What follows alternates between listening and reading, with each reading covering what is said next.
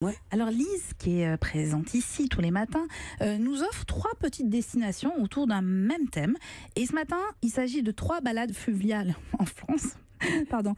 Non, mais 3 balades fluviales en France. Ne vous moquez pas de moi, Lise. Vous avez eu le mal de mer, Alexandra, ou pas? Non, je crois pas. Non. Voilà, ça va être tranquille à mon avis, parce que la première c'est sur le canal de Midi. Oui, c'est très tranquille. Ah ouais, 240 c'est bien, c'est km entre Colombier, près de Narbonne, et Toulouse, sur ce canal qui est classé patrimoine mondial de l'UNESCO. Alors vous pouvez partir en couple, en famille, entre amis, jusqu'à 10 ou 12 personnes. Avec des gens, vous risquez pas de vous disputer. Oui, c'est mieux. Ouais. Pas besoin de permis bateau pour naviguer. Vous recevrez simplement un rapide cours avant votre départ pour savoir comment manœuvrer votre bateau et surtout comment passer la 60aine d'écluses que vous allez croiser sur votre parcours. Il faut compter 1 semaine ou 2, encore mieux, pour profiter pleinement des nombreux sites qui bordent le canal. Alors il y a Castelnaudary et son cassoulet, Carcassonne avec son château et ses remparts, le village du Sommail et son musée du chapeau, Narbonne et son pont des Marchands, c'est l'un des rares ponts encore habités en France, ou encore le port de plaisance de Colombier et les 9 écluses de Fonserane. Et je ne vous parle même pas des pauses viticoles que vous pouvez également organiser tout au long du trajet. Avec Monsieur Modération. Bien sûr. Et il y a un autre lieu qu'on peut visiter à bord d'un petit bateau, c'est en Nouvelle-Aquitaine. Oui, entre Buzet-sur-Baïse et Valence-sur-Baïse, dans la région d'Agen, entre Lot-et-Garonne et Gers. 130 km aller-retour, 40 écluses à franchir et 6 ports fluviaux à visiter. Alors vous naviguerez, vous l'aurez compris, sur la Baïse. C'est un affluent de la Garonne. Là non plus, pas besoin de permis bateau. Quelques instructions vous seront données juste avant de partir.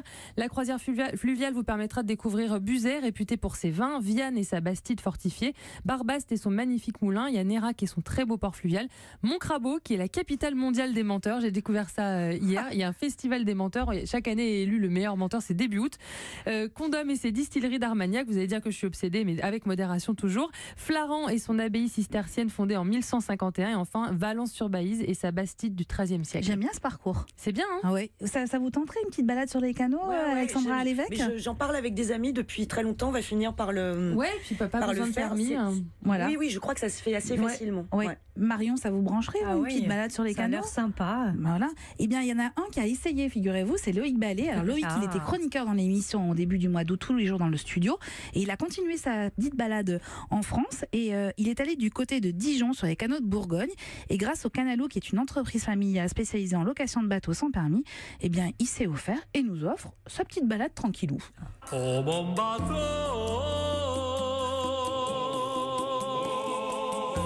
Alors là, les amis, il doit faire 32 degrés. C'est ça là, on est autour de 32 là Oui, aujourd'hui. 32, ouais. Bon, c'est le temps idéal pour se retrouver sur un canal de Bourgogne.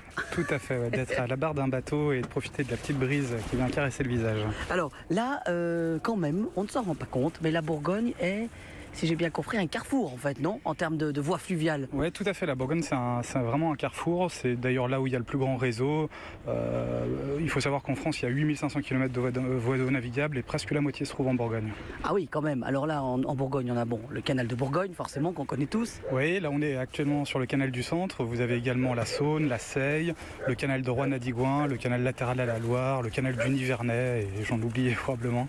Et alors là, on entend un chien aboyer parce qu'en fait, ce qui est assez génial, c'est qu'il y a toute une vie qui s'est développée finalement autour du canal, en fait, non? Il y a des restaurants, il y a des tables, enfin, c'est vraiment ça, hein? Oui, tout à fait. En fait, à l'origine, c'est quelque chose de très récent, le tourisme fluvial, ça a une quarantaine d'années, et c'est né quand le transport fluvial s'est arrêté, et donc les voies d'eau ont été réinvesties pour le tourisme, et donc on y trouve tout ce qu'il faut autour. Alors là, celui sur lequel on est, c'est un tarpon, c'est un bateau qui sort de notre chantier, qui est fabriqué dans le sud de la Bourgogne.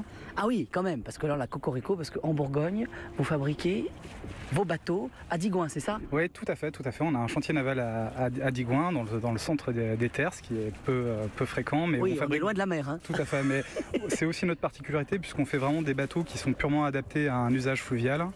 Et les contraintes sont assez différentes des contraintes maritimes. Alors là, on arrive à une écluse. Comment ça se passe quand on a une écluse? Parce que là, vous m'avez dit, on est sur un bateau où on n'a pas besoin de permis. Oui.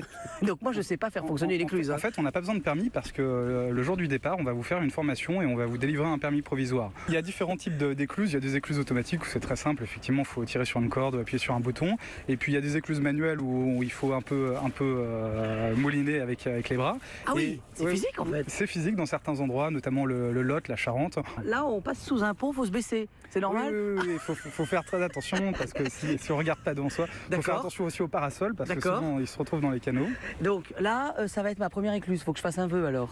Je me trompe pas, je tire sur le bleu, c'est ça, sur la corde bleue pour ouvrir l'écluse. C'est ça. Si je tire sur le rouge, ça fait quoi? Alors le rouge, c'est si vous avez un problème et c'est pour. C'est un arrêt d'urgence. Voilà, d'accord. Donc là, on ralentit 2 fois plus. Tout à fait. Allez, on continue notre balade. C'est pas mal là. Au rythme du canal du centre.